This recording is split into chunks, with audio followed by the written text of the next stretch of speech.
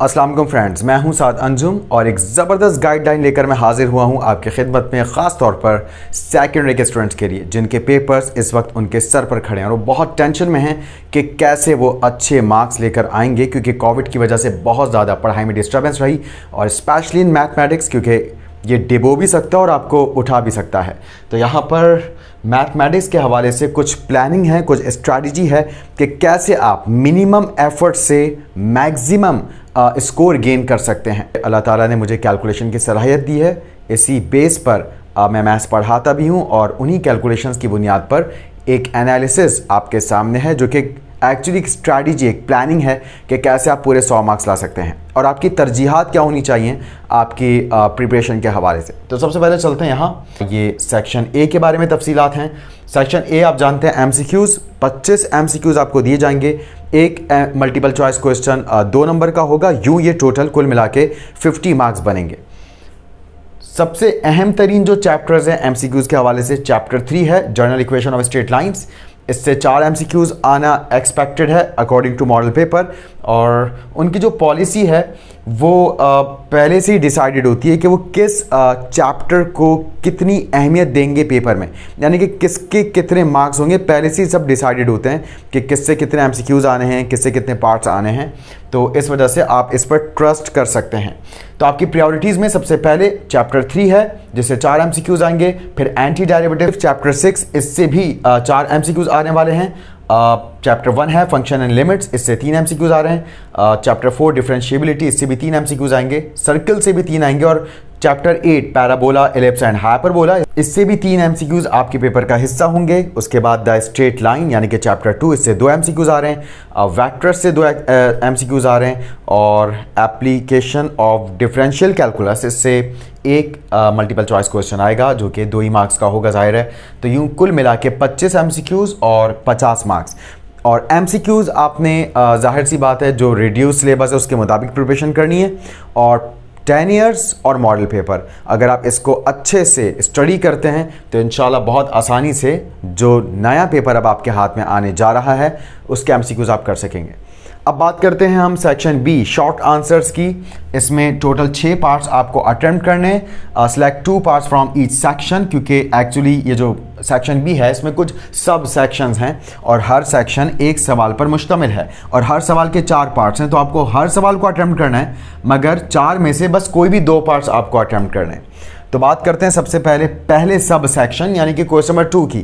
Question number 2 का पहला part exercise 2.2 से आया है मॉडल पेपर के मुताबिक, और क्वेश्चन नंबर 2 का दूसरा पार्ट 2.4 से आ रहा है। क्वेश्चन नंबर 2 का तीसरा पार्ट 3.1 से, और क्वेश्चन नंबर 2 का चौथा पार्ट एक्सरसाइज 9.6 से आ रहा है। यहाँ पर इसकी शफलिंग ज़रूर हो सकती है, यानी कि हो सकता है वो पहला पार्ट 9.6 से दे दें, दूसरा पार्ट 3.1 से दे दें, आखिर के 2 पार्ट चैप्टर 2 से दे दें, या बीच में इधर उधर कर दें। मगर होगा यही कि चैप्टर 2 से आपके पास 2 पार्ट्स आ रहे हैं, चैप्टर 3 से 1, चैप्टर 9 से 1।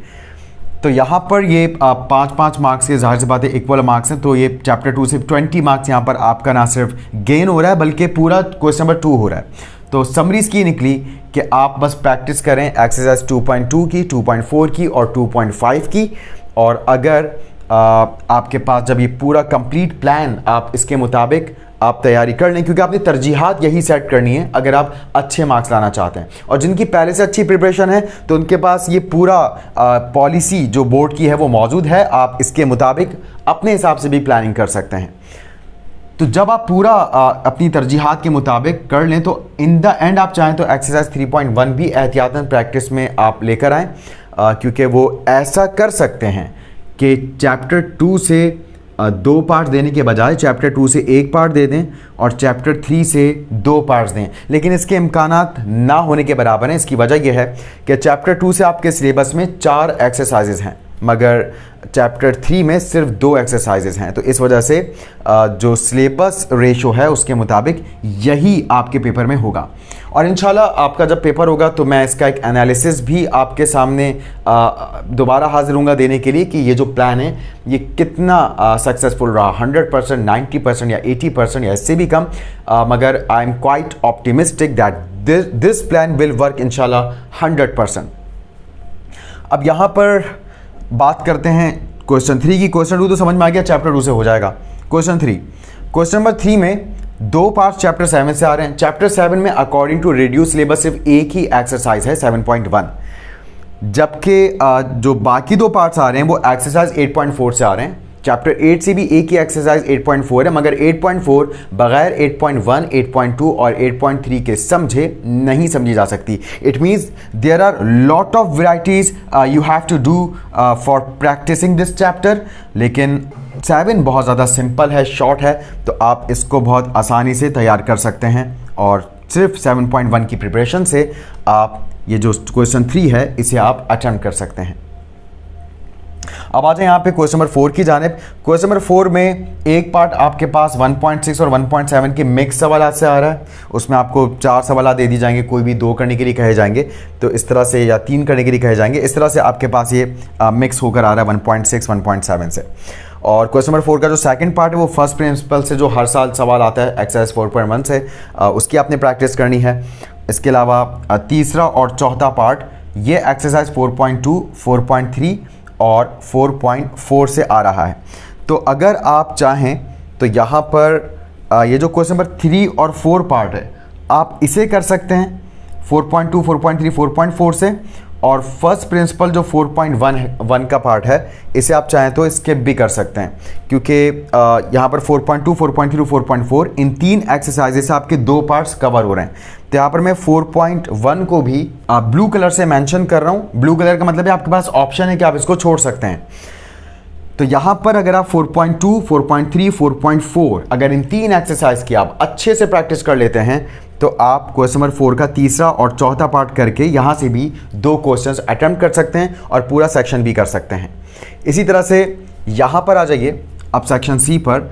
यहाँ पर जो क्वेश्चन नंबर 5 है वो 3 एक्सरसाइजेस से आ रहा है चैप्टर 6 की, 6.3, 6.5 एंड 6.7। तो इसकी आपने अच्छे से प्रैक्टिस करनी है according to past papers and model paper. तो ये 3 एक्सरसाइजेस बनी।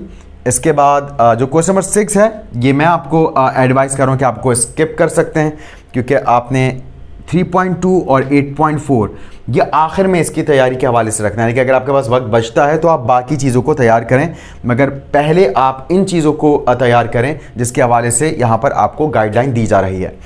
तो इस वजह से क्योंकि 3.2 और 8.4 आपकी अभी तरजीहात में नहीं है प्रैक्टिस की, इसलिए आप क्वेश्चन नंबर 6 स्किप कर सकते हैं, क्योंकि आपको 2 क्वेश्चंस अटेम्प्ट करने हैं। तो क्वेश्चन नंबर 5 आपका होगा चैप्टर 6 से। अब बात करते हैं क्वेश्चन 7 की। तो क्वेश्चन नंबर 7 का एक पार्ट आएगा एक्सरसाइज 5.3 से, और जो सेकंड पार्ट आएगा उसमें मॉडल पेपर के मुताबिक आपको 2 क्वेश्चंस दिए जाएंगे, एक 6.7 से और एक 6.9 से, और आपको चॉइस होगी कि आप इन 2 में से कोई एक क्वेश्चन करें। तो जाहिर सी बात है 6.1 तो पहले आप तैयार कर रहे हैं, इसकी तो आप पहली प्रैक्टिस कर रहे हैं, इसलिए एक्सरसाइज 6.9 भी आप यहाँ पर आखिर के लिए रख सकते हैं, यानी कि इसकी आपको ज़रूरत नहीं होगी तैयारी करने की, इसके बगैर भी आपका काम चल जाएगा, इसके बगैर भी आपका काम बन जाएगा। तो यहाँ पर जो नई एक्सरसाइज निकल कर है वो बस 5.3 है जिसकी आपको प्रैक्टिस करनी है। 6.9 आप चाहें तो इसको आप छोड़ सकते हैं, और इसका जो 7 का सेकंड पार्ट है वो 6.7 के ही सवाल से आप कर सकते हैं। उसके बाद अब ओवरऑल हम समरी देख लेते हैं, conclusion for most important exercises. तो यहाँ पर एक्सरसाइज 2.2, 2.4, 2.5, 7.1 और 4.1 मैंने आपको कह दिया था कि ये जो 4.1 है ये आप आखिर में रख सकते हैं, और 4.2, 4.3, 4.4 ज़बरदस्त इनकी आपने तैयारी करनी है। इसके अलावा एक्सरसाइज 6.3, 6.5, 6.7 एंड 5.3। तो कुल मिला के अगर 4.1 को भी आप हटा दें तो बस ये 11 एक्सरसाइजेज हैं, और इनके वो सवालात जो कि पास्ट पेपर्स में 10 ईयर्स में आए हैं, अगर आप वो सवालात बहुत अच्छे अंदाज से कॉन्सेप्ट से समझ लेते हैं तो इंशाल्लाह आप पूरे 100 मार्क्स अपने पेपर में स्कोर कर सकते हैं। और एक बार फिर मैं जाते जाते वाजे कर दूं कि ये सिर्फ जो तरीका है, ये जो शॉर्टकट है इस अंदाज का, ये मुझे ख़ुद पर्सनली पसंद नहीं, क्योंकि मैं चाहता हूँ कि स्टूडेंट्स सब कुछ पढ़ें, बहुत अच्छे अंदाज से पढ़ें। मगर इस बार कुछ स्टूडेंट्स की तरफ से रिक्वेस्ट भी आ रही थी, परेशान भी थे, क्योंकि कोविड की वजह से उनकी पढ़ाई बहुत ज़्यादा डिस्टर्ब थी। इसलिए मजबूरन मैंने आपके सामने ये एनालिसिस दिया कि how to get maximum marks with minimum efforts and minimum preparation. इंशाल्लाह मिलते हैं आपसे फिर दोबारा एनालिसिस के साथ जब आपका पेपर हो जाएगा कि कितना ये प्लान फिट हुआ। अपना बहुत ख्याल रखिएगा, बहुत अच्छे से तैयारी कीजिएगा। टेक केयर एंड अल्लाह हाफ़िज़।